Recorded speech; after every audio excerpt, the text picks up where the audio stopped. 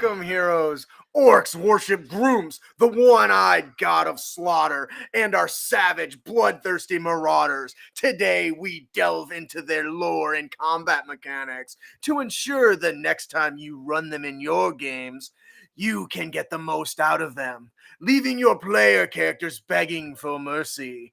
Unfortunately, GRUUMSH doesn't give a fuck. No. Hello, welcome, heroes, to the Crit Academy. I am your host, Justin. And I'm your guest, Garvin. I'm your co-host, Ian. I'm your co-host, Brandon. Yeah. Red text is you. We hope to inspire you with creative content that you can bring with you on your next adventure. All right, and with that, Shameless plug. hey, Vegeta, what does a Kickstarter say about our funding level? What? It's over 9,000! What? 9,000? There's no way that can be right. Sure there is. We are extraordinary. If you are watching the live stream, you're only 4 more days to back our Extraordinary Expeditions Kickstarter.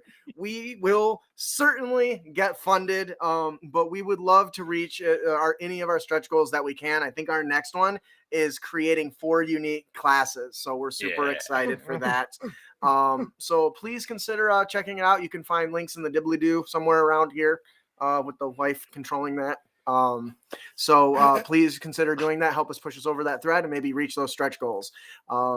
Ellie, please edit this out of the podcast because it'll be too late. That's a good reason. All right, so on to our main topic. I just realized I duplicated the beginning, so I feel bad. Quick question for you. What? Right? How long ago did you plan the over 9,000 thing? I did not plan that. I think I guess for like a month ago, you're like to Alicia Alicia, did. like, hey, when it reaches 9,000, I'm gonna do Vegeta thing. Well, she did it for the she did the one for 8,000 on the Kickstarter. All right, so I want to take a second to welcome Garwin. Thank you so much for joining us. Garwin is our Emerald patron. So one of the benefits of becoming an Emerald patron is you get to join us every 3 months or so as a guest host. So Garwin, would you like to tell the people a little bit about yourself? Well, I not really much to tell. I play in some of Justin's games. I played in the what was it, The Hunt a bit ago. Mm-hmm. Quite fun. Yeah. I occasionally run a bit of D&D here at home, and play with the guys as well. Been doing it for what's it been now, 4 or 5 years or so. Usually been fun. There's a reason why we're talking about orcs today, isn't there? Yes, Why is that? I do love them to an unhealthy degree. That's an understatement. The truth of where Orcs come from is right there. He loves orcs a little too much. Yep. So why don't you start us off with some of the basic information of the lore? He's going to Garwin's going to be feeding us tidbits of lore as we discuss the combat mechanics of the different orcs in the monster manual. Well, I'll just start this out with a quick shout out to Ruth. Love you, babe. She's in the chat. But yeah, well, how would we do a quick questionnaire in the way to do this? Specific topics, the broad thing of all of our kind. Anything you'd like to know about them specifically? For me, or are you asking the audience? Because this would be a good question for audience members too, that we can answer as we go either on. Or. One of the things that I've always wanted to know about orcs, obviously they follow GRUUMSH, but I don't think they didn't always follow GRUUMSH. They weren't born following GRUUMSH. Is that correct? Actually, GRUUMSH created them, so... Yeah, GRUUMSH created them. I didn't know that. So, like, did he birth them? There's a reason they look like GRUUMSH, and he looks like them. Yep. That's a fun question. What is orcs cooking like? Ooh, that's a good one, Alex. Bomb. Well, that depends on the orc. Grey orcs, they're a bit more sophisticated. They might have some seasoning here and there, but all orcs are carnivorous. They don't have any greenery. They just can't digest it properly. Funnily enough, though, unlike normal monsters, they actually prefer normal game meat and not humanoids. They find humanoids kind of bland. which is kind of funny when you consider the fact that for example, mountain orc cooking, it's described as you're not sure if you're eating something that tastes like shoe or if they just threw the shoe in there. A little extra. I do Yeah. gotta And add here- to the And here was Gropin the orc was saying, drow, the other dark meat. so Karens don't taste good. No, they If don't you've, like it. They had the will pleasure- eat humanoids, when they can here and there, but they don't prefer it. That's fair. If you've had the pleasure of buying the D&D cookbook, Yeah. they The have orc jerky. they have orc bacon in there, and it is Oh, it's so good. so good. Delicious. So, one of the things that's really common with orcs is they are in D&D, at least up to my knowledge, which is very limited compared to the vast font of knowledge in Garwin's brain. That they are often treated as kind of a plague on civilization. They fight amongst themselves a lot, mostly to prove strength, but sometimes to get some raid and looting in, right? Yep.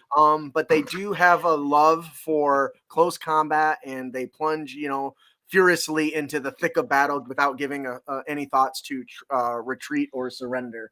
Yeah. Very Oh, often that is the case, though it depends on which god they follow more.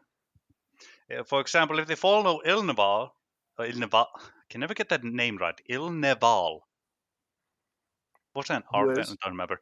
If they No, follow none of him, us know. You're fine. yeah, it's the orc god of war and strategy. If they follow him, they'll have actual strategy in their fights. Like they're the type that might have actual siege equipment, for example. Might actually divert their forces here or there. Might split apart to come behind the enemy while distract them over there. There's when an orc priest of Ilneval appears in an orc horde, their strategies get, if not to human levels, then maybe a little beyond it sometimes too, depending on his proficiency. Yeah, that you actually pointed out something really interesting there, that they specialize in like siege equipment. That's not something that I've ever actually thought about in my campaigns with orcs. I don't think I've ever given them a catapult, but I just love the idea of them flinging like corpses of the dead people they've slain back at the enemies they're attacking. Yeah. Like, hey, you lost your guard, here's it back. Yeah. Because Like probably one of my favorite tactic is when you have, for example, mountain orcs. They're one of the few main orc races that actually use animals and monsters, but they don't train them. They believe that by training them, they take the savagery out of them. So they just have wild monsters of any kind you can find in mountains or hills, everywhere from like low-tier dragons to manticores or something. One of my favorite tactics is probably taking a catapult or a trebuchet, strapping it to a mammoth, and then having the orcs ride the wild creature to battle while tossing stones and whatnot. Oh, that's So cool. they do need orcs with them in the colony to actually make that equipment. Mountain orcs are too dumb to actually make this kind of stuff. And to be But if clear, you have orcs in there, they can make it. if I recall correctly, Orcs are half orc, half ogre. Yep. We'll touch on that. Or either that, or they're somewhere in the 5,000th generation of the line, and an orc fucked an ogre at one point.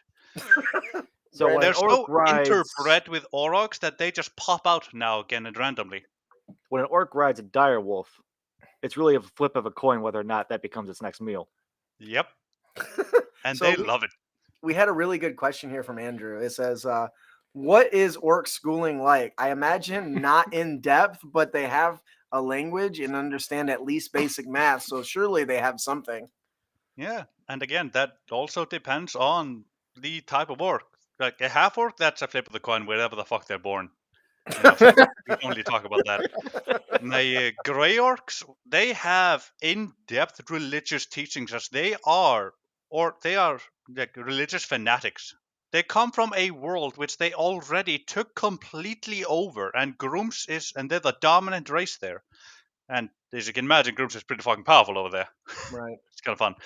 So yeah, they Makes you keep his they eye on his basically teach targets. their kids and whatnot about like religion and whatnot, and some maybe math here, like how to count to 10.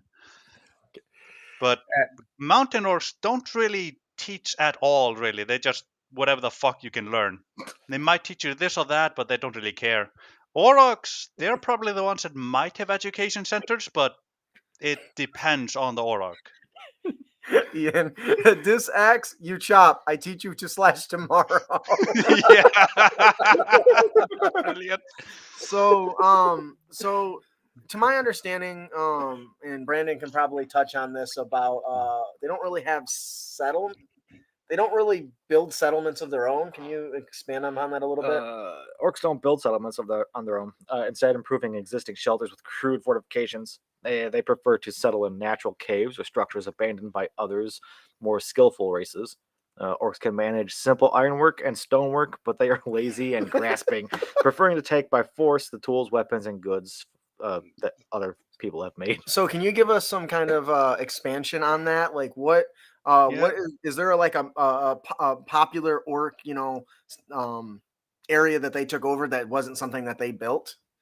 Well, probably the what are the mountains called? The big ass mountains at the very top of the map. Everest? No, No, not the spine. in I think is what it's called. the spine of the world. Yeah, they've taken over the vast majority of them. In fact, that's where they've basically resided in all of history so far. And there is an orc king that's managed to get together a bunch of fucking tribes, and they have a settlement that's about 5,000 orcs strong, and that is terrifying. Right. Though the only thing I really know about him is that the lore states that he seems to not want to go to war with the races around him, which I find odd. And honestly, I suspect that he's probably not an orc and has been replaced by something or someone, and they're being manipulated. It's a doppelganger. Yeah. So we got another question here before we move on to combat tactics from forgive me if I mispronounce it. Israeli Denala. Israel Denal. I apologize if I slaughtered that. What type of weapons are more natural / better suited for orcs? Because right now, that's mostly in their stat block is like great axe and javelin. They would prefer axes, mauls. They would prefer those over swords. Like if they find a fancy sword, they might pick it up, but they don't have a preference for it. They prefer weapons that they don't need to be overly skillful in, and they can use their strength with. So that's one of the reasons why they have javelins instead of bows, for example. Though honestly, bow is a more strength-based weapon. They might also have throwing axes if you can get them those. You can yeet the bolt yourself. Yes. I'm not picturing the orcs as the Scotsmen of the D&D world. A good example of an orc weapon is the mountain orcs' invention of the double-bladed axe. They just went, axe? Blade here. What if I stick blade on the other end? Ha! That's great. More blade. I love that. So All right. If you remember right, they also invented weapons of slaying, which are magical items. That doesn't fit the orc. Orc and invented just doesn't go together for me in my Not head. really, but also think of it this way: weapons of slaying. Like a weapon of slaying, it's quite literally just that specific thing. Screw it. All right, so let's talk about some combat tactics. We're about 15 minutes in here. So we're going to start with the generic orc. We've talked a lot about the lore and stuff of orc. So in everything we're going to be talking about is going to be in the Monster Manual, 5th edition. The orc really only has a great axe and a javelin. Those are their only two weapons. But what really lets them stand out is their aggressive feat, which means as a bonus action, the orc can move up to its speed towards a hostile creature that it can see. So to me, that needs to be the core of their combat style in the game. So the question is how do we get the most out of a great axe and a javelin and this aggressive feat? Because they don't have multi-attack, not the basic orc at all. As they move up to their speed, free? As a bonus action, yes. Ooh. I mean, something to note about the orc, that's their version of a commoner.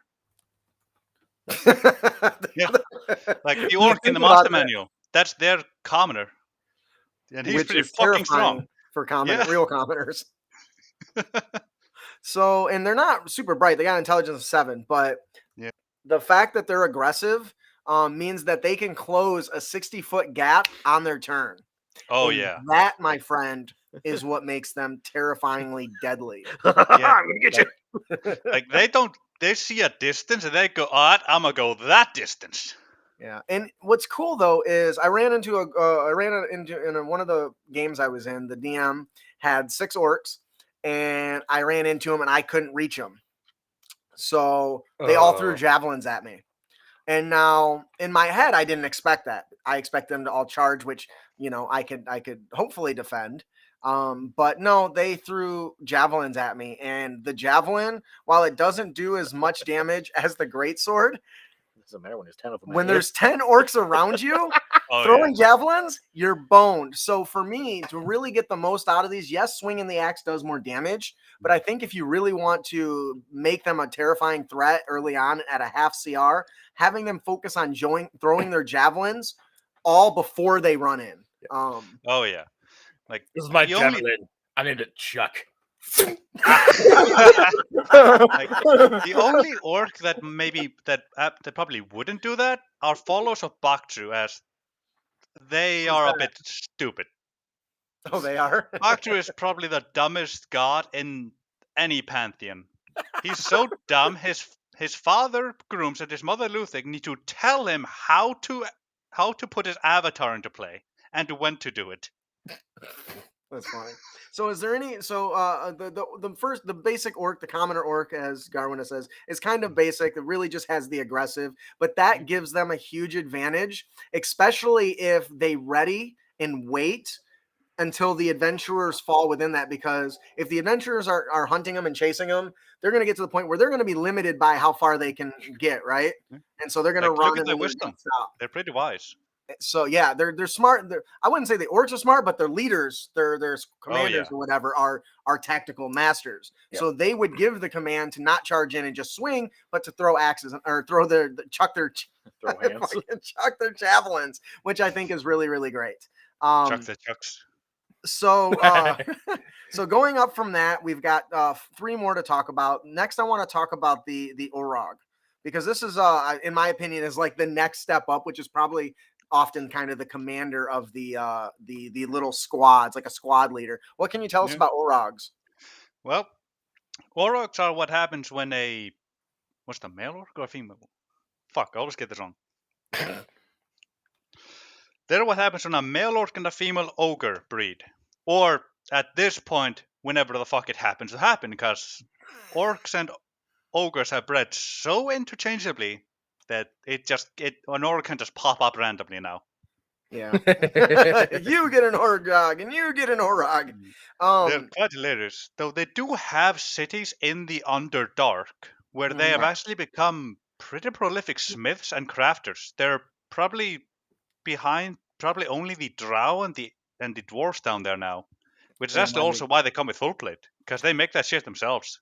And it's worth noting too that the Orog's intelligence is 12, not which 7. Yeah, which is way higher. Which is why I in my world, they're treated as like squad commanders or whatever, because while they aren't the strongest of the orcs, like the war chief or the Eye of GRUUMSH, the fact that they have a 12 intelligence means they can strategize very, very well.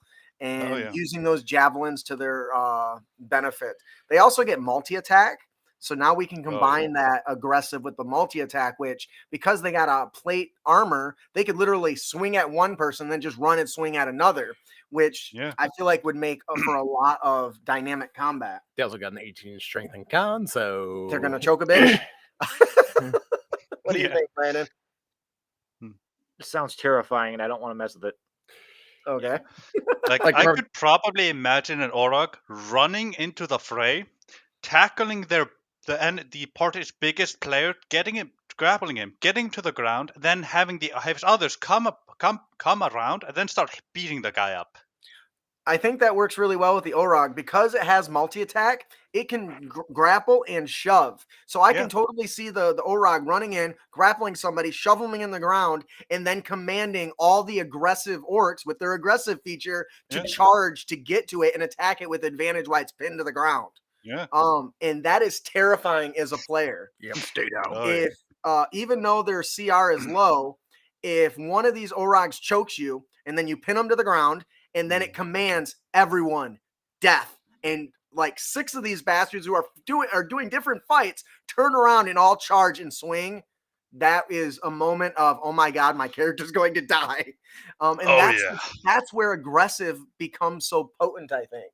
where you can use weaker creatures to just overrun the powers. Even if a paladin is in plate armor with a shield at 18 AC, and you've got 6 of those swinging with advantage on them, at least 2 or 3 are probably going to hit. So Yeah. it's terrifying to think about. Like So 20 AC ain't gonna protect you forever.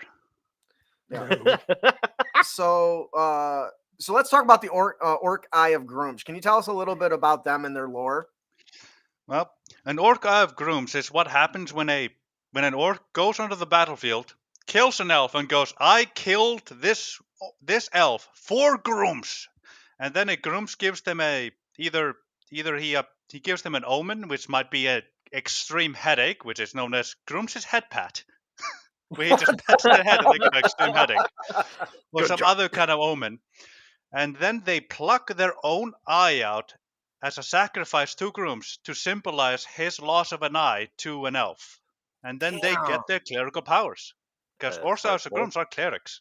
Yes. So, and that's really interesting. So, this one is actually a CR2, so it's significantly higher than a regular orc, but is the same CR as an Orog. But I would argue that these are stronger than the Orog, not in like physical might, but in functionality. Because first of all, they get ring mail and a shield, so they got an AC of 16, not quite as high as the Orog, but the fact that they can spellcast makes them very, very potent. Starting less with than spiritual weapon are scary. Oh yes, so let's get in that. So they have GRUUMSH's Fury, which instantly means their weapons do extra damage, which is fantastic. Though in my mind, I feel like there should be some sort of type with that. It's just extra weapon damage. I feel like there should be more to that, but Yeah, there really should be, but I'm not a game mechanic. So let's talk about their spellcasting. They get guidance, resistance, and thaumaturgy. First of all, the thaumaturgy is great for intimidation checks and really showing that it's a magical creature. But topping it off with just being able to toss out resistance to their allies is fantastic, especially if it works with an Orog or another orc to protect it. But bless,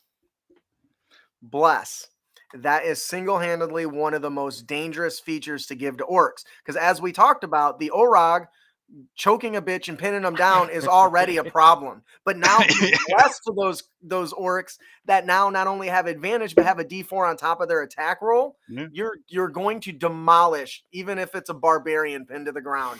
You are gonna fuck his shit up. And it is terrifying. But that also means that it is more of a support character from a distance, right? Yeah. Like an Orc of GRUUMSH, his job, support the group and yell out commands if there isn't anyone smarter around. Yes. That's where thaumaturgy also comes into play. Yep. That's really, really good. And I'm guessing that's not a high bar to hop over. That's how I see command. Now, one of my favorite tactics with the Orc of GRUUMSH is that when there's a particularly big raiding party and there's 2 of them, I have one of them have less, but then I give another Bane. Ooh. Yeah. So you have one with Bless and one with Bane, and they work together. One to buff their allies, the other weaken their enemies. Ooh, that is such a nasty combination, and I love it. My favorite thing to do: Bane on the barbarian and the other strong people that are frontline fighters, and Bless on the Orc and the other orcs, and try and grapple that barbarian down and just surround him. I love it. And see, you go for the barbarian. I personally would go for somebody not wearing armor at all that's not buff. So for me, when I think Orog commanding orcs to attack, he's charging after a spellcaster to choke a bitch. He's not messing around. But like, the main reason I go after the barbarian, he's a health sponge, and he's least likely to resist Bane. It's true. Ooh, yeah, he disappears like, your party just lost their meat shield. What are you going to do? So the other thing that makes the Eye of GRUUMSH interesting is you mentioned spiritual weapon combination. Yeah. So we talked about using spells like Bless and Bane to buff and debuff. So they're going to want to keep their distance. So using spiritual weapon allows them to engage in the combat. So I have a question for everyone. If he casts spiritual weapon, does the GRUUMSH Fury apply to that? Because I've always had it apply. But I don't know it specifically says it would apply, since I've always looked at it this way. GRUUMSH's Fury is GRUUMSH specifically blessing this creature. And this creature is using the power it gets from GRUUMSH to summon spiritual weapons. So why wouldn't it? Right.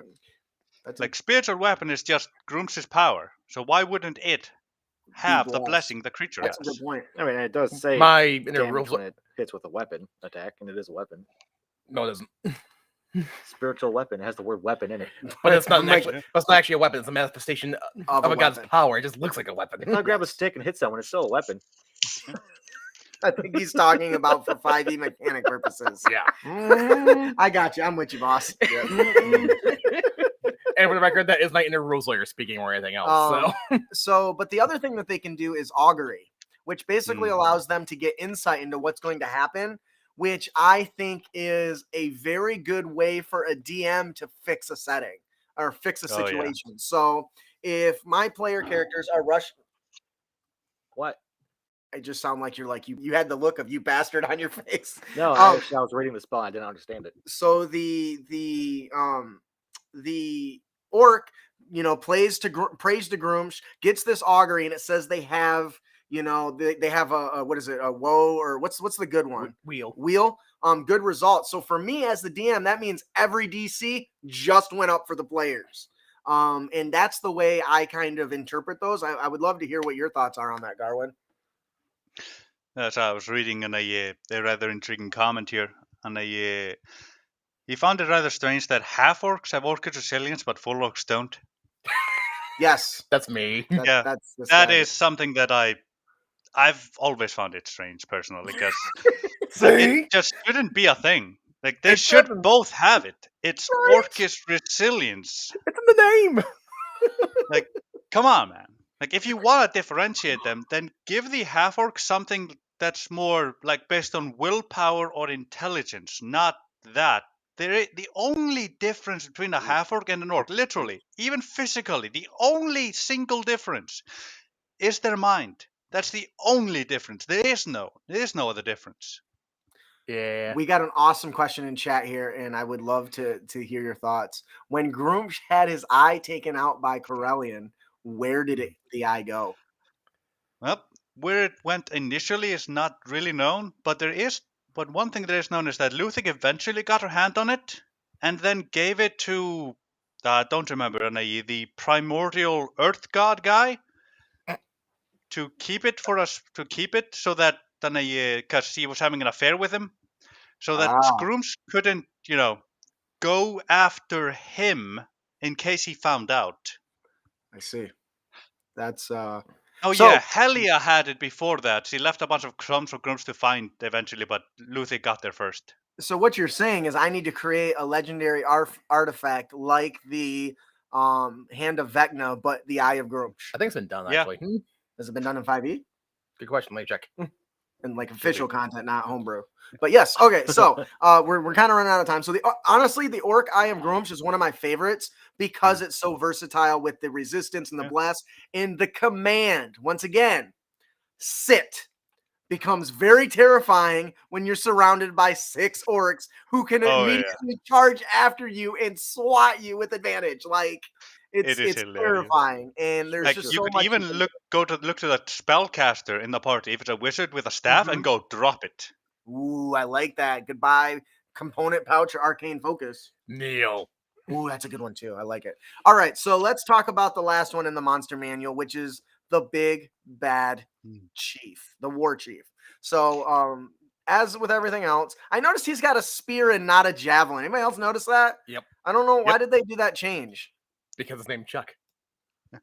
It's probably because GRUUMSH's signature weapon as a god is the spear. Okay. So then why don't they all use spears instead of javelins? Because spear is more finesse than strength.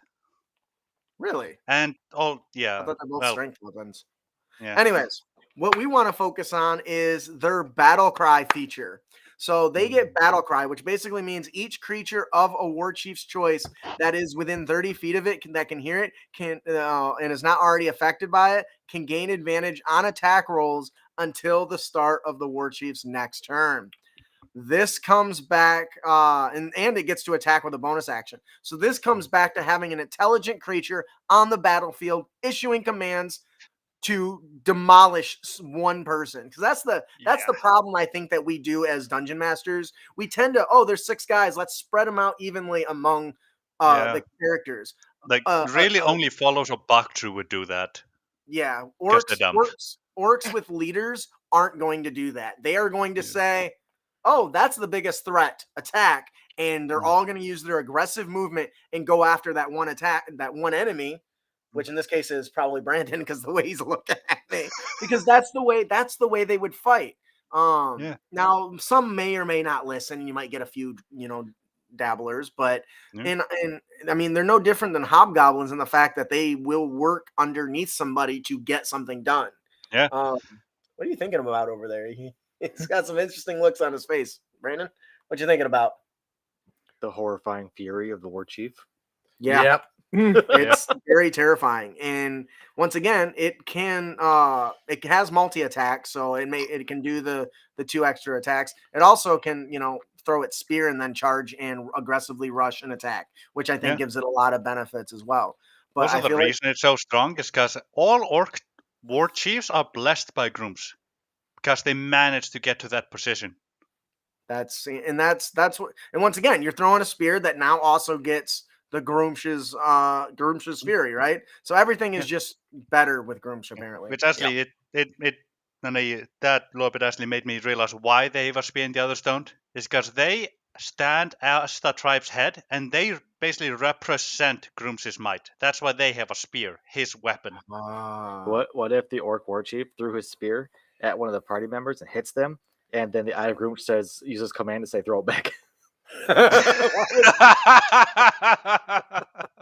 funny. Throw it back. I need it. And deliver it. So overall, Bring me Chuck. overall, I really think what it comes down to with getting the most out of the orcs in the 5th edition monster manual is that you want to have them focus on a command that a command structure, even if it's just one leader, and that leader is another orc. The command structure allows them to work together in unison because they're not going to do that otherwise. When you're deciding and building your combat encounters, take that into consideration. Even if you're going to do 5 orcs and 1 orc is the leader, give them one of the feats or something to make him stand out. Give him a different weapon. Maybe he's, pretends to be a war chief and is wielding a spear and really shouldn't be. There'd be a great opportunity for lore leaking there too, right? Oh yeah. So depending on what god he follows, he might have a different weapon. Yeah, and that's really Ilnwald would have a longsword. Bactru would just be his bare hands. GRUUMSH has a spear. Ooh, I love that. I love the bare-handed orc. Oh yeah. Big and green, purple pants. Anybody? Really? Yeah. All right. So, is there anything else you wanted to touch on before we move on to our tips and tricks there, Garwin? We're kind of running out of time. Yeah, sorry. No, you don't gotta apologize. It ain't you. It's not. It's a habit. I did it again. I'm an apologetic person. Yeah, that's all right. But yeah, I had a bunch of ideas, but now it's a time constraint. That's welcome to our world where we want to talk imagine for that. hours. We can't. Yeah, it's such a pain. Well, but orcs, they are probably the only race I've come to, an intelligent race I've come to in D&D, that are it's probably the only race that lack the concept of racism. Because you're all beneath them. Oh, I was just saying, No. hate everybody, right? The thing about orcs is that they're strength sexual. Oh my god. Yeah. If you manage to beat them up, you're equal with us now. Now we're gonna fight you harder. Oh hey, you aim stronger, but join forces. There's only a single race in all of D&D that they will not help in any way. They won't even take them as slaves, and that's elves. The point of an elf is to die. That is its entire point. They don't even take them as slaves. They just kill them. And orc woman just walks up, punches him in the face, and is like, I seem to be aroused. Yeah.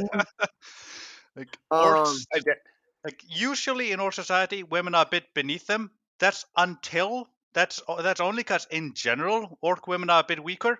But if a woman beats up a male orc, he's equal to the boys now. No questions asked. I love it. Yep. Equal.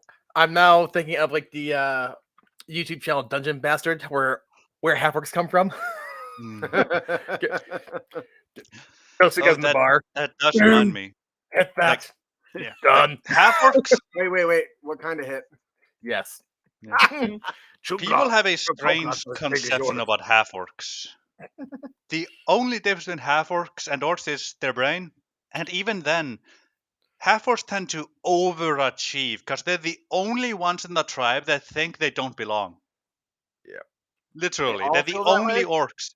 So they tend to overachieve to try and belong, even though no one else they cares. They just, dude, you're only one of us. So Ian had wrote a really it's like fantastic, a percentage of half-orcs that are actually good. Yeah. Everyone else, every other That's half-orc garbage. literally just lives in an orc tribe or is even a leader of an orc tribe. Oh, that's funny. Yeah. So I You got know at they least have a looking statue for of half-orc somewhere. the meme that Ian had shared. So let us know when you're going to Years share ago. that. But he wrote up a meme, a Dennis meme that we're going to share here shortly, which is great. But in the meantime, I think that'll do it for our. She says it's coming now. Get ready to have your mind blown. Orc champion, I, Dennis, challenge you to single combat. Really? Your name is Dennis. Actually, directly translated from Orcish, his name is Lover of Skulls, with strong annotations of physical intimacy. Are you seriously telling me his name is Skull Effer? That's brilliant. One of my favorite memes. Thank you, honey, for bringing that up. All right, so that'll do it for our main topic. Let us move on to our unearthed tips and tricks. And now, what you've all been waiting for. Our Unearthed Tips and Tricks segment, where we bring you new and reusable material for both players and DMs. As we just firmly established, we are now in our Unearthed Tips and Tricks segment, and we always kick it off with a character concept. Ooh. And today, our character concept is Rowan Japtis Bowden, who's a human. Description-wise, when his character dropped out of Wizarding College of Wizardton, the first place he went was a brewery. Wizardton. He drank and drank, and good lord did he drink. One of the concerned bartenders asked him what he was going to do with his life, and he replied, "Just piss it away." So his nickname became Just Piss. Eventually, he lost all coherency to his life and words. He was just a slobbering mess until put in a tight spot. The combination of pumping adrenaline and a shot of booze is just what it takes for Just Piss to perfectly recall his limited learning, and in the moment of clarity, he can be lethal. This man is a mess. But if your party needs a little bit of chaos and foul-mouthed insults and guarantees some nudity to balance out the right-up-the-butt paladin, invite him in. With a bandolier of booze shots, or his components to spellcasting clarity. Oh, I love that. Booze bandolier? Are you kidding me? For spells? Oh, that's cool. Brilliant. His personality is that Jasmus doesn't have much of a personality. Booze and drunkenhood constitute his entire worldview, social engagement, and goal in life.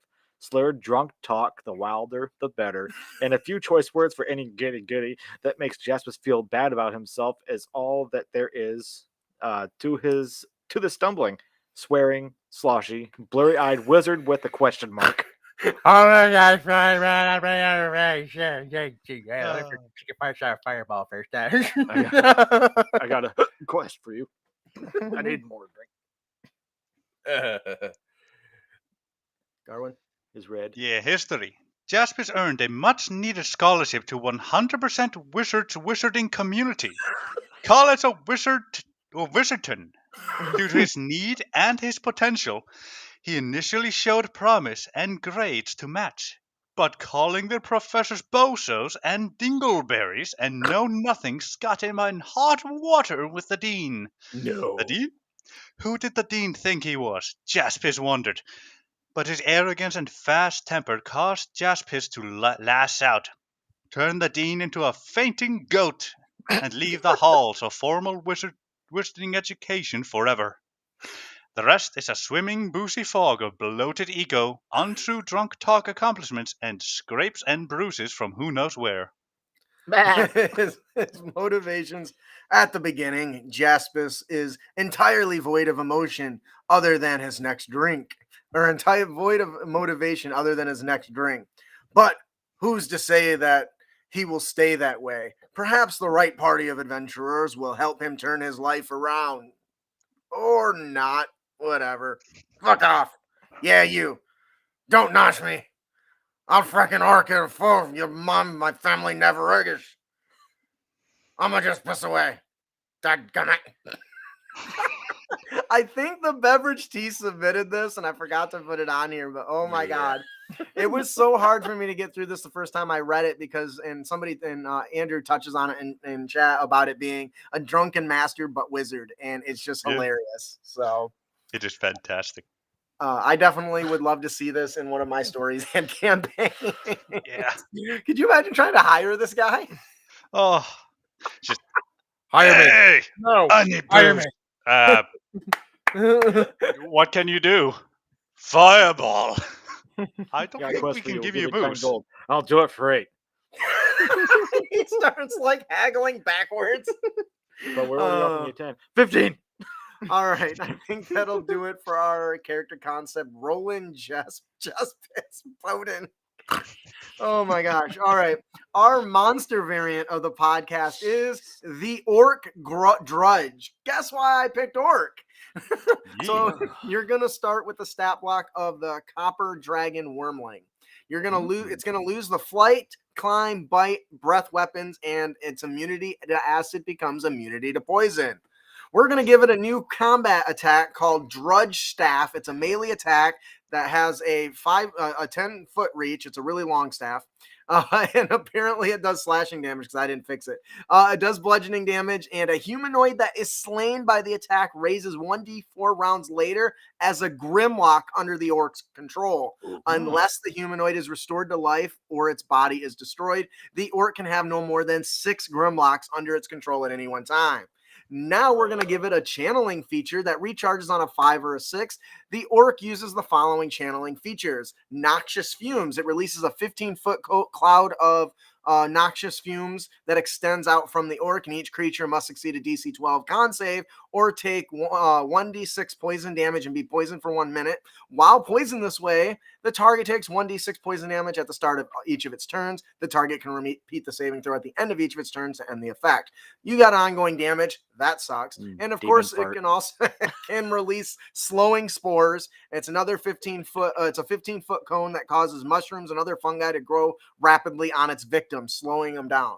Each creature in that area must succeed a DC 12 con save. On a failed, the creature can't use reactions. Its speed is half, and it can't take more than 1 attack on its turn. In addition, the creature can use either an action or a bonus action on its turn, not both. These effects last 1 minute, and the creature can repeat the saving throw at the end of its turn, ending it on a success. Bum, bum, bum. That was long-winded. We didn't go live on the TikTok. Alicia's asking, so that's on you because I gave you that one Nope. job. No, yeah, I have ADHD. That's a fail on your side. So, Garwin, what do you think about my orc? Oh, I love it. I especially love the noxious fume thing because, funnily enough, GRUUMSH has an item that does that. Something Really? similar. Yeah. That's a happy accident, I promise. Yeah. It's brilliant. What do I you love think about? these accidental hints at lore. Maybe my body when I'm typing just knows it, but my brain doesn't connect it. What do you guys think about the Drudge Staff creating Grimlocks? That sounds terrifying. I just don't remember what Grimlocks were. I've I've heard it many times. Apparently, when I searched it, I get It's a dinosaurs. robot dinosaur. No, that's not. There's these I like beat little you up. tiny. Oh no! I know what happens. He beats this guy up, and this human morphs into a robot dinosaur. It's morphin' time. They're 1/4 humanoid creatures. They speak Undercommon and they have stone camouflage and they beat people with impromptu bone clubs. It just occurred to me our character casted as Rick from Rick and Morty. Once again, happy accident. But I wanted a kind of necromancer orc, and this is kind of what I ended up with. So, and I think it fills the Yeah, if all of Yurters would be up your alley. yeah. He's the orc god of death and undeath. Oh, that's nice. I And didn't know that. disease. Oh, that really fits in good. What's his name? Yeah. Yurters. The white-handed. Okay, maybe I'll have to change this character's name. Yeah. His priests carry use bleached elf skin as gloves to, follow Yurters' example of white hand. Though there's supposed to be interpreters between Yurters and the community, but they very often cut out their own tongue or sew their mouth shut to represent his inability to speak, which kind of hinders their ability to be communicating both ways. I see. How do they eat? I don't know. Some don't. So They I just think go until they die. so. I think that'll do it for our monster variant, the Orc Drudge. If you're looking for an Orc Necromancer-esque type thing, you got to check this out. If you don't know, I put lore and background story and everything and toss these together with some beautiful artwork and stat blocks for all of our patrons. Please consider and get one. Actually, Garwin can probably talk to that. I'm sure he's picked up and saw some of our monster variants. What do you think of those? Well, I quite like your monster variant so far. Fair enough. So it I sounds haven't like looked he's at them waiting in for too one to much. suck. Yes, I haven't looked at them in too much detail. I've been a bit busy just, Playing D&D. yeah. All right, I think that'll do it for our monster variant. Our encounter of the podcast. Now, it is worth noting this is written by Ed Greenwood, and I found it in a dungeon magazine, I think, that I was reading. Yeah, I think I recognize this one. Yeah. Yes. It's called The Talking Door. The tall, wide, and stout front door of the Inn of the Dripping Dagger is centuries old, though it has been replaced over the years, board by board and metal plate by metal plate, as various parts of it have worn out. Yeah. For all this time, it has been unusually large, but nothing more. Now, however, it has begun to whisper short and menacing sentences. Therefore, is it still the same door? No one is quite sure what the front door of the dagger began to speak, but it first became a concern the whole staff knew about a little over 10 days ago. Lady Fondera, human commoner, tried to stride in with the delivery of fresh eggs. The door whispered loudly and distinctly, "The third death will come tonight." Fuck this place. Why? What do its cryptic utterances mean? Are they warnings? Are they directions that might lead somewhere? Whose voice is coming from the door? The innkeeper welcomes the new notoriety and the trade it brings, but his wife and daughters want the door silenced or destroyed. What will happen if they try to destroy it? The door is being imbued with a magic mouth spell by a spy who is monitoring the most dangerous of house games being played in the city. This can be used to weave a thoroughly engaging and complex political intrigue story. Yeah. Documented door utterances. Don't worry, Word. baby bird. I'll feed you. Yeah, thank you. His head will be found in a basket on Boat Street. After a century, it will awaken hungry. The inside of the two suits of armor have been poisoned. Don't put them on. The Black Sunder slew the 6th guild member, but the 7th and 8th killed each other. At first, I really thought this was going to be some dickhead in the basement screwing with people. What do you guys think about this? This is fun. Oh, I can see quite a lot of fun things coming out of this one. Yeah, Even with just a dickhead in a basement. This complex investigation is just some guy that learned the message cantrip or the message spell. Yeah. The cantrip. Yeah. Like that's hilarious. Like it's such a trickster. Now I think about the Delight Fantastic, which I read this past week. Hey, buddy, how's it going? You're a tree. Yes. But trees don't talk. Oh, because you don't have vocal cords, right? Yeah. So for me, I really like this. If you're going for the political intrigue, this is a great place to start because not only do you have utterances that you can toss into your game, you can expand on what they mean. So this says inside of 2 suits of armor, the inside has been poisoned. So that sounds like somebody's either attempting to assassinate somebody, or 2 people have died, and this is a clue that, oh, go look again. Oh, there's poison coated, some contact poison on it that was missed during the initial investigation, and that's how they died. That can then be tracked to a thieves guild or something. And so I really like this. I thought it was really well done, and Ed Greenwood just writes amazing content. So You need to check out more of his stuff. so we got a comment on YouTube from that says, only a monk can be a drunken master, not a wizard. That is a false statement. Only from a mechanical. Only a monk can gain mechanic Yes. benefit from being drunk. Yes. Anyone can be drunk and still fight, but only a monk can gain benefits from doing it. Right. So with that, I think that'll do it for our encounter. Our magic item today is coming from Garwin. You've actually made one. Now you can summarize it if you want, because I know it's really, really big since it is a legendary item. Why don't you tell us a little bit about it? Well, I got the idea when I looked at the Moonblade, and I saw that it's an item whose power increases the more wielders have it. So it's entirely focused on roleplay and the DM's decision on how powerful it really is. So I played around with that concept and wondered, what would Dour Gothoth do if he got his hand on this item? Well, first thing he'd do is he'd go, why only elves? Screw that, anyone can wield this thing. So, effectively, the story behind this is, at one point, someone with a Moonblade came into his lair, or he went out to hunt one of these guys, killed it, took the blade back, and broke the sentience in that weapon. Literally just ripped it to pieces. Oh, he killed it. Basically. Though it's still a remnant inside the blade. And that is the curse that I call Broken Corpse. Oh, that's cool. So what kind of, besides it being a curse, what does it do that's beneficial first? Well, the Moonblade is very often put on a list as the most powerful magic item in all of D&D if you get the right attributes for it. Because when you get it, you either roll or the DM decides on how many attributes you can put in the weapon, and then there's a table with a bunch of different attributes that you can also roll on. Oh, but this specific weapon here, it comes with the max of 7 attributes, and then the player that gets it just rolls on what attributes he can get. If he's lucky, he might land 7 times on the attribute that says that increases the weapon's damage by 1d6 slashing. Ooh. Yeah. That's a lot of fun. So what's the curse?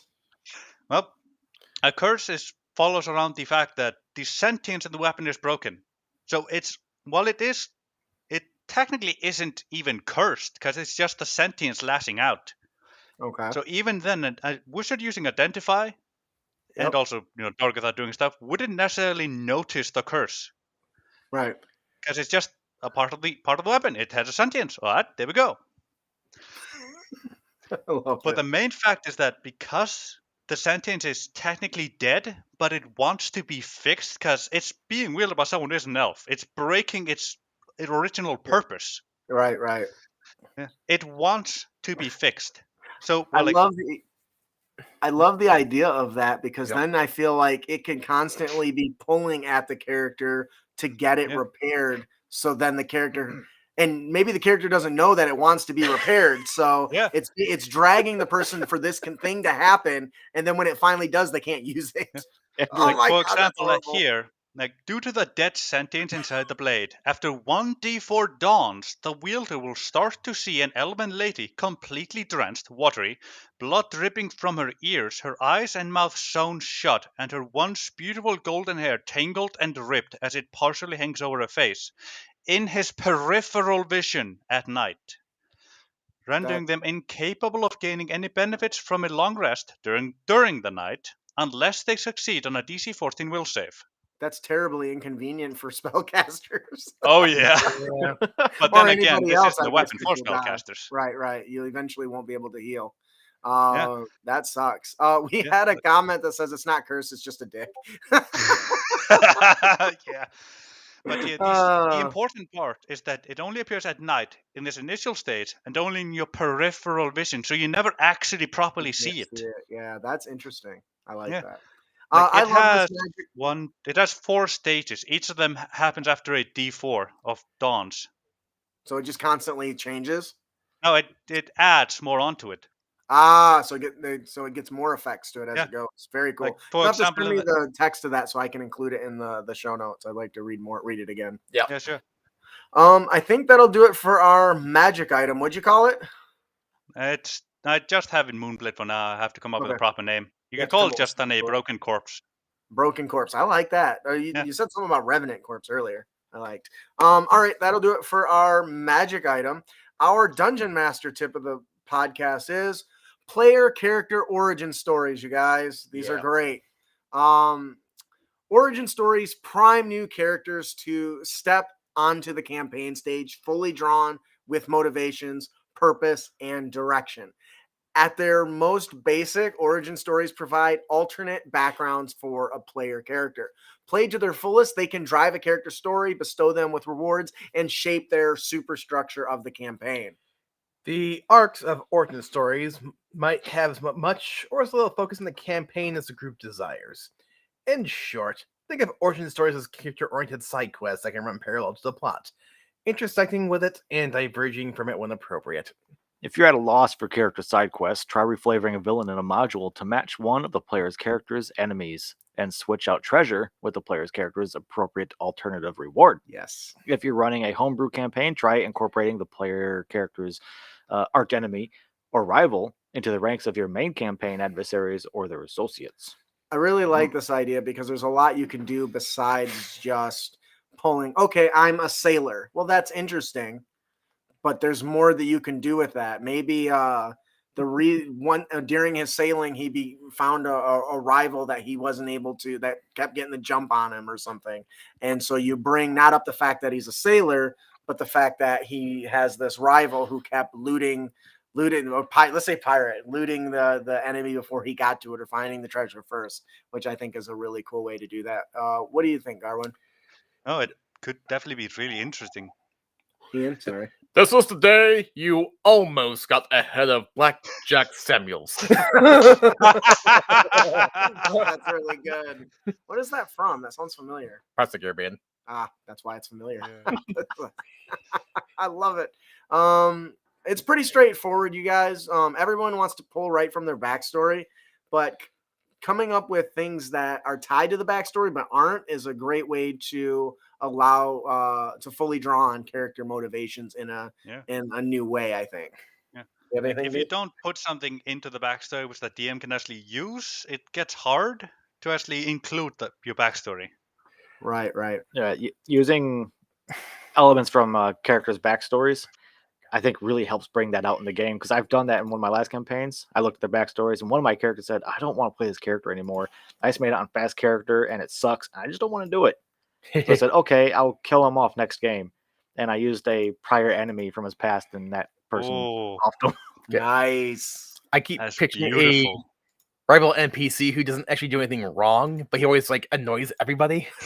and on top of that, you always try to sabotage that character, but always somehow benefits him. That's awesome. Sound like Team Rocket. So I may have lost my arm because I got stuck in the trap, but I went to a blacksmith who was a dwarf, and I hit the benefits. I now have a robot hand.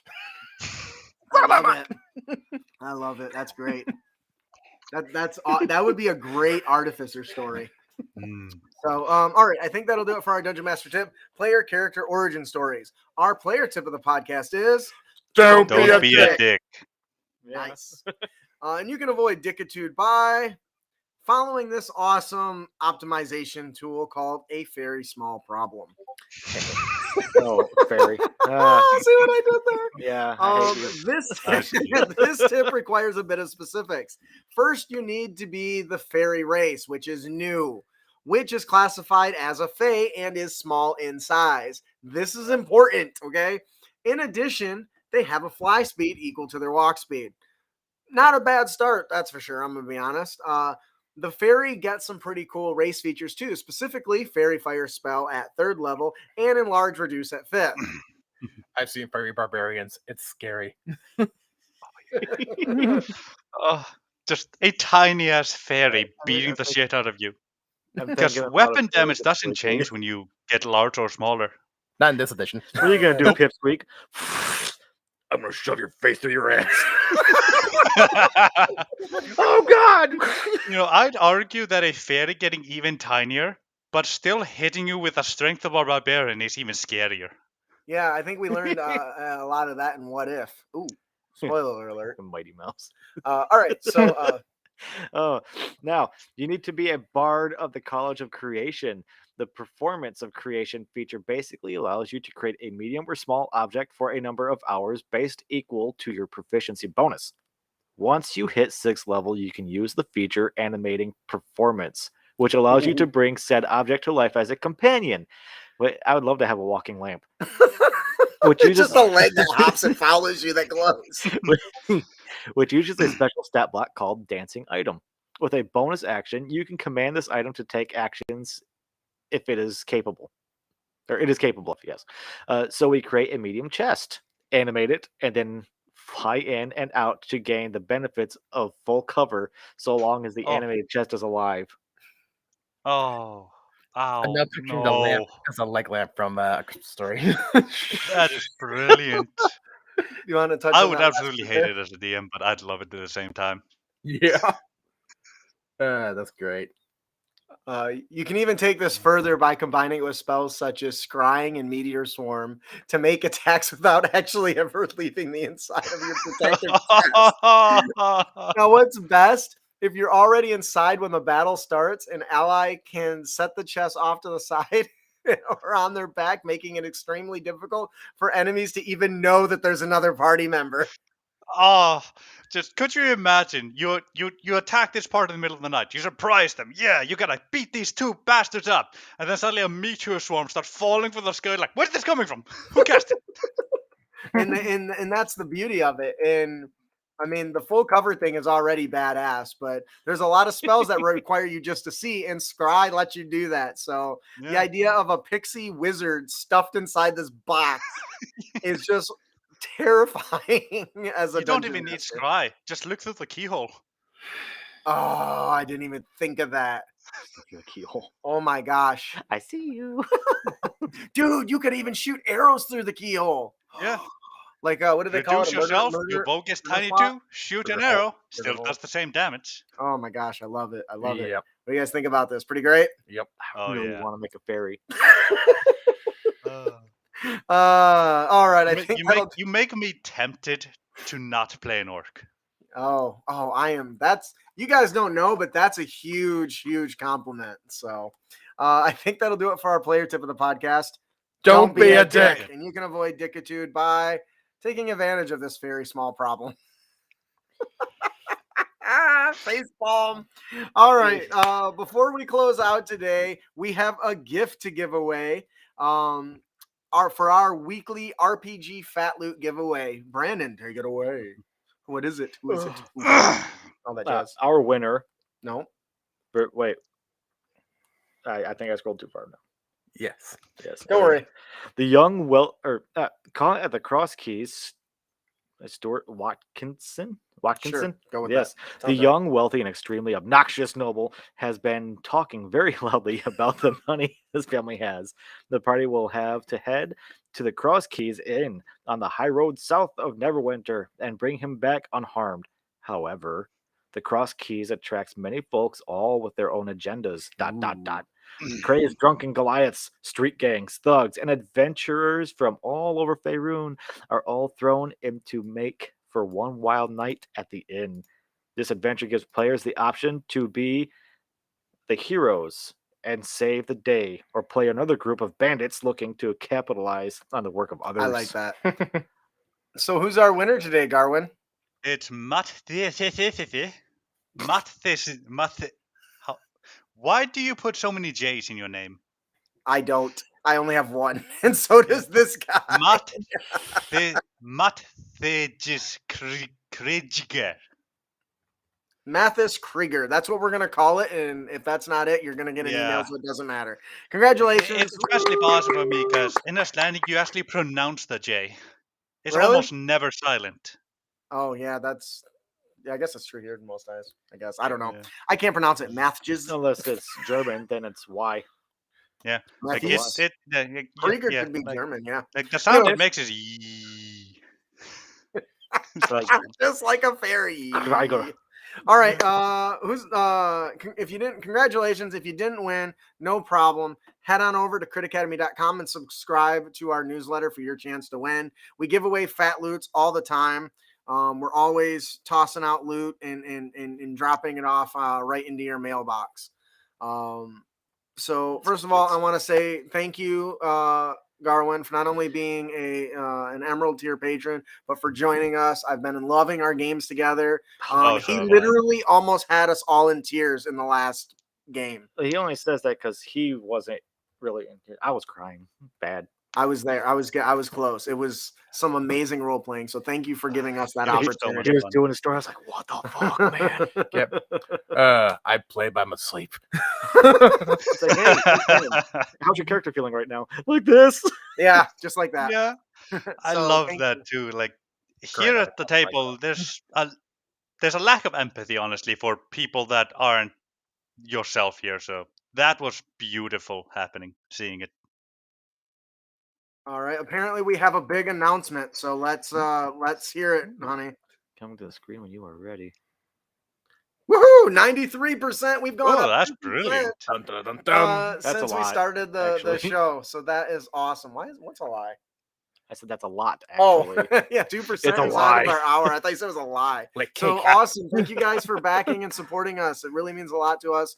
Obviously, we are trying to make a business out of this so we can quit our day jobs. That would be nice. Wouldn't that be great? And just make That would be beautiful, yeah. I hope the way from work just heard that. So if you enjoy the show and you'd like to support us, please visit us at critacademy.com. Follow us on social media, leave us a review, hit that subscribe button if you're watching on YouTube right now, please. That really helps us out a lot. I've been dropping a lot of 1 minute TikTok videos and shorts and everything for you guys. So It's over there. with that, I am your host, Justin. I'm your guest, Garvin. I'm your co-host, Ian. And I'm your co-host, Brandon. Thanks for listening. Keep your blades sharp and spells prepared, heroes. Bum, bum, bum. That's the wrong